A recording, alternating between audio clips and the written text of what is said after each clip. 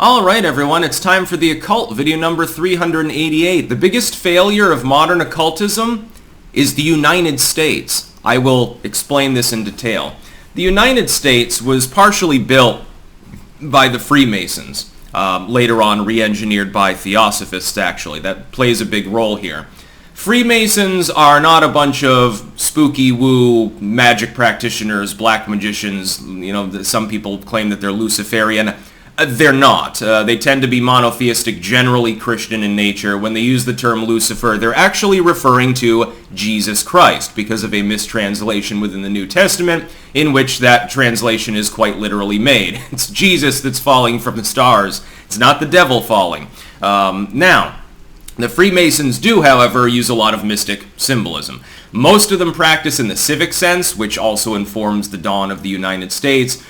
Some of them are more mystically minded. So a lot of Freemasons are just basically they're Shriners. They go drink together and it's a gentleman's club. Others are more civic reform minded. They do a lot of charity and activism. That's, a little more noble. And then there are the Freemasons that take the symbolism very seriously, and then they're reading about the ecstatic rites of Dionysos or something like that. It's based partially on ancient mystery schools. This is why you get the symbolism in the United States that you get. But what a lot of Bible-thumping Christians claim is that that's evil.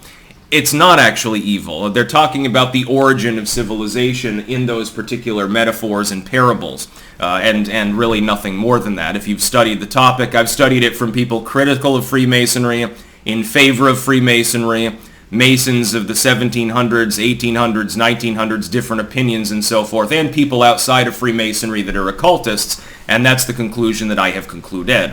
But the United States originally was built off of that individualistic civic principle. The idea was that people did capitalism, they did their work. The original motto was mind your own business for a reason. They minded their own business, they did their work, they mustered if they had to, but tried to live in peace, left alone by all other people, and you had the common law like the court system set up to address grievances between neighbors, etc., and then you called it a day, basically. That was the original founding principle of the United States. Hell, if you look at the Articles of Confederation, the founders originally had even more liberty-minded principles in mind before the U.S. Constitution. We operated for some time under that until it became clear that it was impossible to continue for fiscal reasons. Then they decided, unwisely I think, to transmogrify elements of the Constitution away from that original primordial principle. Then they formed a more perfect union with their Constitution, which worked very well for about 100 years.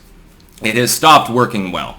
The reason is not because the Constitution is bad, it's because people no longer have the civic grit to actually enforce their own rights. The Theosophists played a role with this.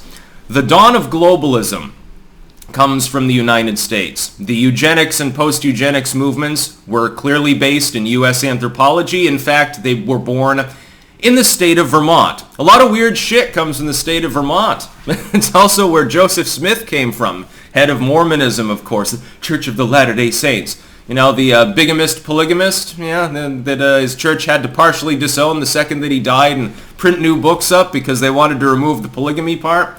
Yeah, that one. He happens to be from Vermont. Some other weirdos within religion have been from there too. Samuel Thompson.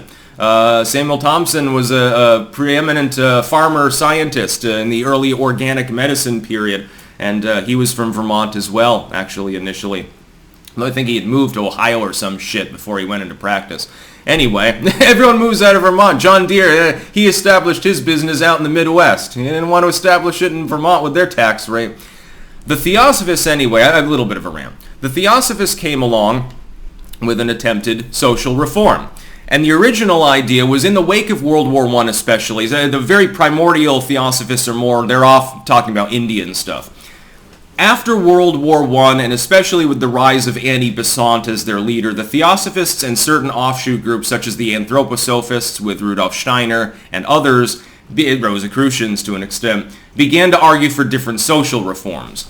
The idea of globalism in its primordial occult period was entirely different from what it became. Just as the original very paganistic and symbolistic Volkish movements of Europe, which were offshoots of the U.S. eugenics movement, originally were about getting more exercise, appreciating the art form that was the properly toned body. It was it was not warlike. It was more like, yeah, Hail Odin. And the Olympics and shit like that, and, you know, soaring statues. It was almost an artistic movement as much as it was a cultural one. What do the Nazis do? Soon as they get into power, they kill all the occultists, they jail all the Freemasons, even went after the Jehovah's Witnesses for reasons that I'm not actually 100,000% sure of. They eliminate the beauty of the symbolism, the aesthetic. It's more like Art Nouveau than anything else, and they replace it with quasi-brutalism. They replace it with a bunch of political propaganda. What had started as an individualistic movement, be volkish, get strong, do it yourself, drink your milk and eat a dozen eggs a day, became these are the rations that you must eat. And here are your pep pills. You're going to need them for the 50-mile march towards your own death. The Nazis eliminated that movement. The same happened in the United States. The original eugenic principle is just, hey, we want people that are physically fit to have more kids, and we're looking into ways to improve the human condition.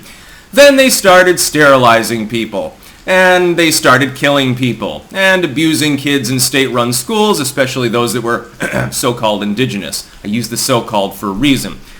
The movement was warped.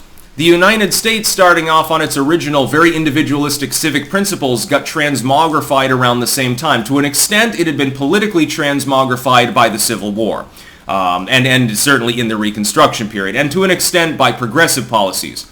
Shh, those were based on eugenics too. The centralization of culture away from the original civic principle of do your own duty, be your own self, individualism overall, was pissed away.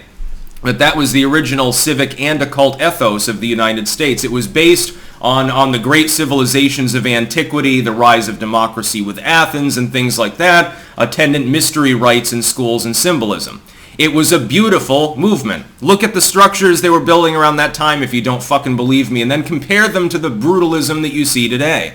We are transmogrifying society from the aesthetic to the ugly, from a focus on individual strength to a focus on you should actually feel weak. If you're strengthened by a commune or by a government. And that the original spiritual founding ethos and principle of all of modern Western civilization has been watered down. It got watered down by theosophy to an extent, and it's being watered down spiritually now, to the point where people have a stick up their ass against United States Christian movements, when really their focus should be on the fact that the low church movement lost against the high church movement throughout the 19th century, and they all became a bunch of ritualists. Where first, their forefounders, the original Christians that founded the U.S., almost to a man, they were the old prayer book Christians. They specifically didn't want state religion for a reason. They didn't want Roman ritualism. And most people don't understand this because they've studied little or nothing about U.S. civic history and know nothing about the history of occultism. So when people blame the Freemasons, who have been watered down into a tiny gentleman's club of Shriners at this point, have a problem with George Washington because he had a Masonic apron on, I laugh at that. And then I say, well, it wasn't the Masons that destroyed the United States. It was the creeping in of Romanism and ritualism, literally the permission of the Vatican to have an influence in the United States. That's one part of it. And then the transfer from a civic structure of individual components combined to make strength to attempting to create a strong system that trickles down to its individual components. As above, so below is quite literally the original founding ethos. Now it's as below, so above. The people, having been corrupted and weakened, created a corrupt and weakened state. It has affected them spiritually, it is certainly affecting them economically, and I don't think that anyone can argue it's not affecting them architecturally either. Again, look at Art Nouveau, Art Deco, something from that period, and then look at what the shit they make now. God, blob architecture is the only advent of modern architecture that's actually somewhat aesthetically pleasing, and then just because it looks like a giant aquarium. That's about all. Peace out.